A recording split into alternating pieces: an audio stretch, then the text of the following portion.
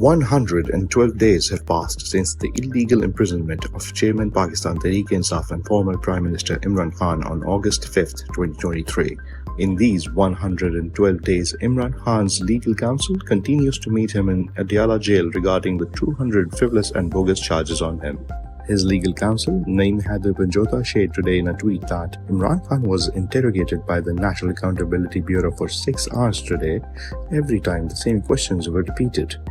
Panjota commented on the absurdity of the situation and added, "If a person answers a question once, how is it possible that NAB expects a different answer for the same question?" Naeem Haider Panjota also expressed concern over the role of National Accountability Bureau during this interrogation. Mr. Panjota added in his tweet, "NAB has become aid to a political party and have become their representative, which is illegal." Mr. Naeem Haider has repeatedly shared that Chairman Imran Khan's spirits are high and being trapped in a small prison cell has not moved him from his stance an inch. The demonstration of his resolve was witnessed today during his tedious 6-hour-long interrogation by National Accountability Bureau.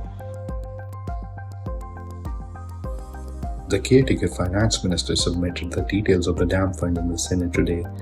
Dr. Shamshad Akhtar on Friday disclosed that there was a sum of 17.86 billion rupees to the Supreme Court and Prime Minister's dam fund and no withdrawals have been made.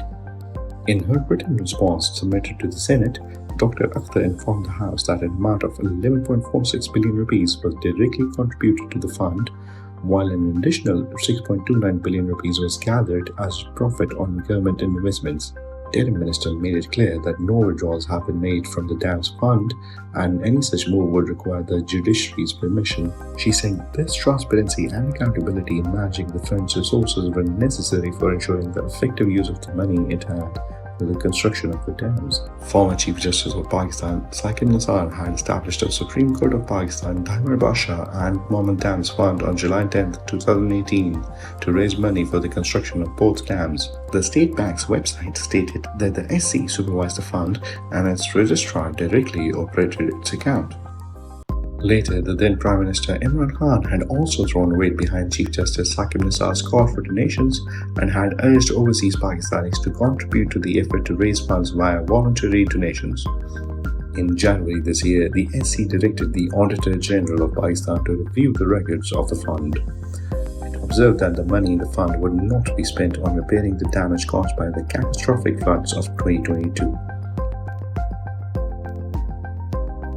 Days after burdening gas consumers with an additional 400 billion rupees cost, the government on Thursday decided to recover 5 billion rupees per month more from them on account of imported gas supply to fertilizer plants at lower rates after the Finance Ministry refused to provide funds.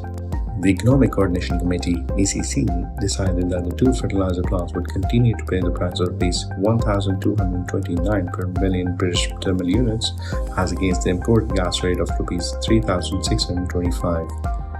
Finance Minister Dr. Shamshad Akhtar-led ECC agreed that the difference between the local and imported gas prices of nearly 2,400 rupees per MMBTU, which translates into 5 billion rupees per month, would be recovered from consumers through the upcoming second round of gas price increase, which would be effective from January 1st.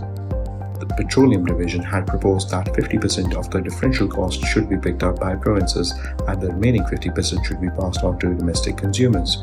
However, the ECC decided to fully recover the cost from people having no voice in power corridors. With effect from November 1st, the government increased the gas prices up to 193%. The Pakistan Bureau of Statistics reported last week that the hike in gas prices for the lowest income group was as high as 480%. Pope Francis addressed the Israel Hamas conflict and said, "Terrorism, Israel Hamas conflict has gone beyond war." Speaking in unscripted remarks at his Wednesday general audience in St. Peter's Square, the head of the Catholic Church said he had heard directly how both sides are suffering during meetings with the Israeli relatives of Hamas-led captives and with Palestinians who have family in Gaza. "This is what wars do, but here we have gone beyond wars. This is not war, this is terrorism," he said. He asked for prayers so that both sides would not go ahead with passion, which in the end kills everyone. The Pope's meeting and his comments came hours after Israel and Hamas agreed to a 4-day truce mediated by Qatar. As the 4-day humanitarian pause agreed between the apartheid regime Israel and Hamas is set to begin on Friday, the death toll in the Gaza Strip has already increased to more than 14,800. Amongst the murdered on the occupied Palestinian territories are about 6,000 children and 4,000 women. Meanwhile, the number of injured persons has also soared to more than 35,000. The Israeli occupation forces claim 1,200 people have lost their lives since October 7th attack. The two sides agreed to the release of 50 women and children held captive in Gaza in exchange for 150 Palestinian women and children held in Israeli custody.